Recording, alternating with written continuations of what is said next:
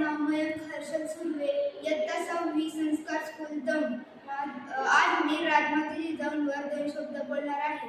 राजमाता जिजाऊ यांचा जन्म 12 जानेवारी 1598 रोजी बुलढाणा जिल्ह्यातील सिंदखेड राजा येथे झाला। त्यांच्या वडिलांचे नाव लखोजीराव जाधव होते व त्यांच्या आईचे नाव म्हाळसबाई होते। त्यांच्या घरी खरं तर एक सिहिणींचा जन्म झाला होता। राजमाता जिजाऊ यांनी शहाजीराजे भोसले यांच्यासोबत विवाह केला। शहाजीराजे भोसले सरदार असल्यामुळे ते सतत मोहिमेवर असायचे। राजमाता जिजाऊंनी शिवनेरी गडावर शिवबांना जन्म दिला, म्हणजे स्वराज्य स्थापना करणारा सिंहाला जन्म दिला।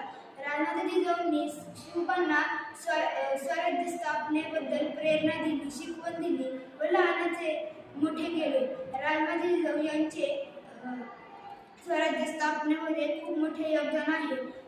राजमाता जिजाऊ यांचे निधन 17 जून 1674 रोजी छत्रपती शिवाजी महाराजांच्या राज्याभिषेकाच्या फक्त 12 दिवसानंतर रायगड किल्ल्याच्या पायथ्याशी असलेल्या पाचड गावात झाले।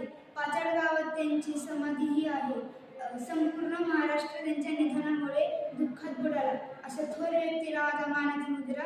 जय जिजाऊ, जय शिवराय। धन्यवाद।